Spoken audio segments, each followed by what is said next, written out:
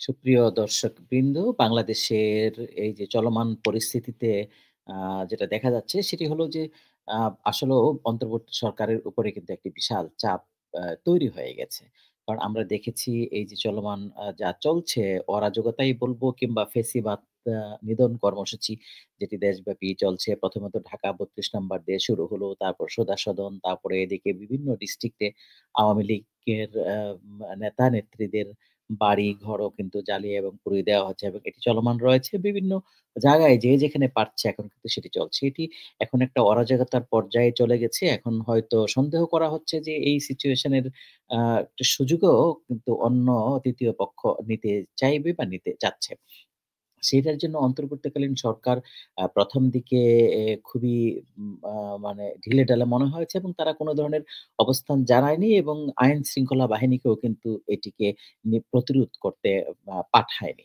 কিন্তু আ তারা একটি বিবৃতি দিয়েছিল আমরা দেখেছি সেটি হলো যে তারা এই ফ্যাসিস্ট আওয়ামী লীগ সরকার এবং আওয়ামী লীগের যে পতিত সরকারের প্রধানমন্ত্রী শেখ হাসিনাকেই দায়ী করেছেন তারকে এই উস্কানিমূলক বক্তব্য এবং প্রচারণার জন্য যে কারণে বাংলাদেশের মানুষ সেটি ভালোভাবে নেয়নি এবং তারই বহিঃপ্রকাশ হয়তো এই আওয়ামী লীগের নিশানা বা ফেসিবাদের নিশানাগুলো মুছে দেওয়ার কার্যক্রম সারা দেশব্যাপী চলছে এবং তার পরবর্তীতে আমরা দেখলাম আ রাতের বেলা হঠাৎ করেই অন্তর্বর্তীকালীন সরকার তার কঠোর অবস্থান নিয়েছে এবং তারা ঘোষণা দিয়েছে ঠিক মধ্যরাত থেকে যে এটি আসলে কঠোর হস্তে আ দমন করা হবে এবং সেটি কারণ হলো বিভিন্ন মহল থেকে বিভিন্ন ধরনের আলোচনা এবং সমালোচনা হচ্ছে এবং কেউ বলছে যে এটি আসলেও বাংলাদেশের ফেসিবাদ নিধন কর্মসূচি সেটি ভালো জিনিস, সেটি হয়তো হচ্ছেই কিন্তু এটির আ সমূলে বেনিফিটটা চলে যাচ্ছে শেখ হাসিনার কাছে অথবা ভারতের কাছে। কেউ বলছে এবং বিশ্লেষণ করছে যেরকম ফরহাদ মাজাহারের একটি বিশ্লেষণ আমিও দেখেছি এবং আপনারাও হয়তো দেখেছেন। উনি বলছেন যে এটি হয়তো আওয়ামী লীগ এবং ররই আরেকটি পরিকল্পনা হতে পারে যে তারা বাংলাদেশকে আ অনিরাপদ দেখাতে পারে এবং বাংলাদেশের এই পরিস্থিতিতে ভারতের হস্তক্ষেপ প্রয়োজন সেটা আন্তর্জাতিকভাবে তারা দেখাতে চাইবে এবং আন্তর্জাতিক একটা সমর্থন আ তারা নিতে পারে এবং সেটি বাংলাদেশের জন্য হয়তো ভালো হবে না। অন্যদিকে বিএনপি বাংলাদেশ জাতীয়তাবাদী দল তারা ১ম দিকে একটু নীরব থাকলেও পরবর্তীতে কিন্তু তারাও তাদের অবস্থান ক্লিয়ার করেছে। তারা এটির এই যে পরিস্থিতি বাংলাদেশে যেটি হয়েছে সেটির জন্য পতিত সরকারের প্রধানমন্ত্রী এবং আওয়ামী লীগেরকেই দায়ী করেছে তাদের ফ্যাসিস্ট আ কার্যক্রমের জন্য ফ্যাসিস্ট এবং উস্কানিমূলক বাংলাদেশকে অস্থিতিশীল করার প্রচেষ্টার কারণে এবং পাশাপাশি তারা দায়ী করেছে অন্তর্বর্তীকালীন সরকারকে যে অন্তর্বর্তীকালীন সরকার আসলেও ১ম থেকে এই যে পতিত ফ্যাসিস্টদেরকে ধরার জন্য কঠোর অবস্থানে যায়নি। সেই কারণে হয়তো এই সুযোগটি পেয়েছে কারণ এরা বিভিন্ন জায়গায় পালিয়ে যেয়ে বাংলাদেশকে অস্থিতিশীল করার চেষ্টা করছে। এখন যে সমস্ত অনলাইনে বক্তব্য কিংবা লাইভে এসে বাংলাদেশের মানুষের উপরে যে ধরনের উস্কানিমূলক বক্তব্য দিচ্ছে, সেগুলো সম্ভব হয়েছে অন্তর্বর্তীকালীন সরকারের শক্ত অবস্থানে না থাকার কারণে।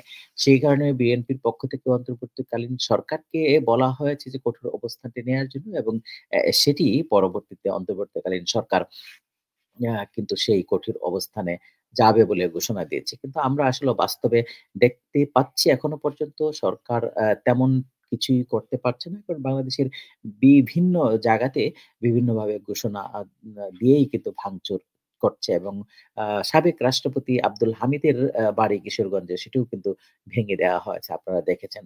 পাশাপাশি টঙ্গিপাড়ার ব্যাপারেও কিন্তু ঘোষণা এসছে এবং এখন তো Facebook এ ঘোষণাই দিয়েছে ইলিয়াস হোসেন আমেরিকা থেকে এ স আ খুবই শীঘ্রই বাংলাদেশে ফিরবেন এবং সেটি হলো টঙ্গিপাড়ার যে ভাঙচুর করার জন্য বা ঐটিকে ধ্বংস করার নেতৃত্ব হয়তো উনি দিবেন। তো সেরকম পরিস্থিতিতে আসলে বাংলাদেশে কি হতে যাবে বা কি হচ্ছে সেটি একটু অনিশ্চিত। সে কারণে এখন এই মুহূর্তে জোরালোভাবেই কিন্তু কথা উঠছে আওয়ামী লীগকে নিষিদ্ধ করার জন্য। এতদিন বিএনপির পক্ষ থেকে বলা হলেও যে আওয়ামী লীগকে নিষিদ্ধ করার তাড়া কে এটি বাংলাদেশের জনগণ আ নির্ধারণ করবে। কিন্তু শেষের যে পরিস্থিতিটি সেটি হলো যে বিএনপির পক্ষ থেকেও এখন বলা হচ্ছে যে আওয়ামী লীগকে নিষিদ্ধ করতে হবে এবং নিষিদ্ধ করা যাবে। সেই কারণে অন্তর্বর্তীকালীন সরকারের হাতে একটি সুযোগ এসছে যে তারাও একটি রাজনৈতিক ঐক্য গড়ে তোলার জন্য এবং সেটি কিন্তু তারা ভিতরে কাজ করছে এবং আপনারা দেখেছেন যে আজকে আসিফ মাহমুদ আমাদের যে যুব ও ক্রীড়া মন্ত্রণালয়ের দায়িত্বে যিনি উপদেষ্টা সে একটি সাক্ষাৎকার দিয়েছে বিভিন্ন পত্রিকায় প্রকাশিত হয়েছে সেটি। আমি আপনাদের জন্য সেই রিপোর্টটি পড়তে চাই। একটু যুগান্তরের রিপোর্টটি শেয়ার করতে চাইব। চলুন আমরা সেই রিপোর্টটি একটু পড়ি যে কি আছে। হেডলাইন হলো আওয়ামী লীগ কি নিষিদ্ধ হচ্ছে? যা জানালেন আসিফ মাহমুদ। হুম? রাজনৈতিক দল হিসেবে আওয়ামী লীগকে নিষিদ্ধ করার ব্যাপারে অন্তর্বর্তী সরকার শিগগিরই পদক্ষেপ নেবে বলে জানিয়েছেন উপদেষ্টা আসিফ মাহমুদ সজীব ভুইয়া। এ প্রসঙ্গে স্থানীয় সরকার, পল্লী উন্নয়ন ও সমবায় মন্ত্রণালয়ের উপদেষ্টা বলেন, প্রথমত এটা অত্যন্ত ইতিবাচক যে আওয়ামী লীগ নিষিদ্ধ করার ব্যাপারে রাজনৈতিক দলগুলোর মধ্যেও এক ধরনের ঐক্যমত্য তৈরি হচ্ছে। দেশের মানুষ তৎকালীন ক্ষমতাসীন এই দলের অগণতান্ত্রিক এবং একগুঁয়েমি মনোভাব ও কার্যকলাপ মেনে নিতে পারেনি বলে ৫ই আগস্টের আগে ও পরে তাদের মধ্যে দলটি নিষিদ্ধ করার বিষয়ে ঐক্যমত্য প্রতিষ্ঠিত হয়। রাজনৈতিক দলগুলোর মধ্যে এমন ঐক্যমত্য তৈরি হলে সরকারের জন্য যেকোনো সিদ্ধান্ত বাস্তবায়ন করা সহজ হবে। শুক্রবার বার্তা সংস্থা বাসসকে দেয়া এক সাক্ষাৎকারে রাজনৈতিক দল হিসেবে আওয়ামী লীগকে নিষিদ্ধ করার ব্যাপারে সরকার সহসাই কোনো পদক্ষেপ নিচ্ছে কিনা এমন প্রশ্নের জবাবে তিনি এসব কথা বলেন। আসিফ মাহমুদ বলেন, আমি মনে করি সাধারণ মানুষ কিংবা রাজনৈতিক দল যে বা যারাই হই না কেন আমরা এদেশের জনগণকে রিপ্রেজেন্ট করি। ফলে ৫ই আগস্টের পরে জনগণের যে আকাঙ্ক্ষা ও চাওয়া জায়গা আছে সেগুলোকে প্রাধান্য দেওয়াটাই আমাদের মূল লক্ষ্য হওয়া উচিত। সে জায়গা থেকে বিএনপির পক্ষ থেকে আওয়ামী লীগ নিষিদ্ধের যে দাবি উঠেছে, আমি বিষয়টিকে সাধুবাদ জানাতে চাই। অন্তর্বর্তী সরকারের যুব ও ক্রীড়া মন্ত্রণালয়ের উপদেষ্টা আসিফ মাহমুদ বলেন, বিচারিক প্রক্রিয়া ছাড়াও ৪ টি আইন রয়েছে, যেখানে সরকার নির্বাহী আদেশে যেকোনো দলের বিরুদ্ধে ব্যবস্থা নিতে পারে। তবে এটার লিগ্যাল ফ্রেমওয়ার্কটা কি হবে এ বিষয়ে সরকার এখনো সিদ্ধান্ত নেয়নি। তিনি বলেন, বিচারিক প্রক্রিয়া স্বাভাবিকভাবেই জুলাই-আগস্টের গণহত্যার সঙ্গে স্বৈরাচার আওয়ামী লীগের সম্পৃক্ততা প্রমাণিত হওয়ার কথা। সেই ক্ষেত্রে আওয়ামী লীগকে দলীয়ভাবে নিষিদ্ধ করা, নিবন্ধন বাতিল করা সহ যেকোনো ব্যবস্থা সরকার গ্রহণ করতে পারে। তবে বিষয়টি যেহেতু আইনের বাস্তবায়নের সঙ্গে যুক্ত, সেক্ষেত্রে সরকার প্রয়োজনীয় সব প্রক্রিয়া অনুসরণ করে আওয়ামী লীগ নিষিদ্ধ করার বিষয়টি একটি চূড়ান্ত সিদ্ধান্তে আসবে। উপদেষ্টা বলেন, আমি আশ্বস্ত করতে চাই, বাংলাদেশের জনগণের চাওয়া প্রতিফলন ঘটাতে সরকার এ ব্যাপারে দ্রুতই পদক্ষেপ নেবে। আচ্ছা, খবরটি এই পর্যন্তই আমরা পড়লাম আপনাদের জন্য। আ তার মানে হলো এই যে আওয়ামী লীগকে নিষিদ্ধ করার ব্যাপারে যে জোরালো প্রক্রিয়া এটি কিন্তু ছাত্র জনতা বা বৈষম্য বিরোধী আন্দোলনের পক্ষ থেকে অনেক আগের থেকে চাওয়া হয়েছে এবং উপদেষ্টাদের পক্ষ থেকেও কিন্তু এরকম একটি উদ্যোগ নেওয়া হয়েছে এবং আপনারা দেখেছেন প্রায়ই কিন্তু এ ব্যাপারে কথা হতো। কিন্তু একমাত্র বিএনপি একটি বড় বাধা ছিল বলে সেটি বিভিন্ন সময় আমরা বক্তৃতা দেখেছি এবং বিএনপি ওই বিষয়টিতে যেতে চায়নি। বিএনপি আসলে নির্বাচনের দিকে মনোনিবেশ করতে চেয়েছে বেশ প্রয়োজনীয় সংস্কার করে তাড়াতাড়ি যেন নির্বাচনটি হয়। নির্বাচনের পরে জনগণ আসলেও ম্যান্ডেট দিবে আওয়ামী লীগ নিষিদ্ধ হবে কি হবে না।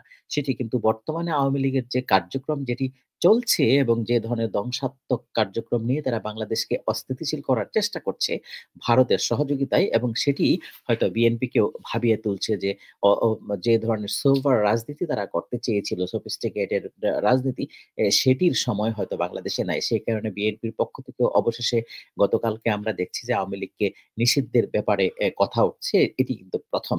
সেই কারণে সেই সুযোগটি হয়তো অন্তর্বর্তীকালীন সরকার এবং বৈষম্য বিরোধী ছাত্র আন্দোলন এবং অন্য যারা আওয়ামী লীগকে নিষিদ্ধ করতে চায় সেই সুযোগটি তারা নিবে এবং এটির জন্য বাংলাদেশের রাজনৈতিক ঐক্য আসলেও হবে এবং সেটি যদি হয় আমার মনে হয় যে বাংলাদেশের জন্য ভালো হবে এবং একটি পর্যায়ে যেয়ে আওয়ামী লীগ যদি সত্যিই ভালো রাজনীতি করতে চায় এবং অন্য নামে হয়তো তারা বাংলাদেশের রাজনীতিতে আসতে পারে।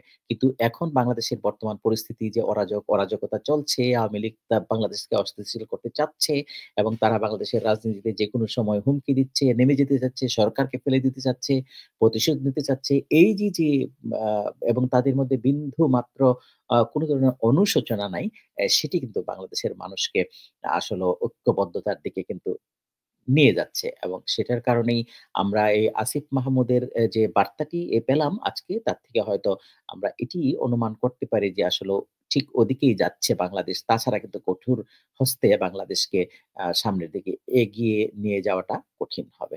ভালো থাকবেন দর্শকবৃন্দ।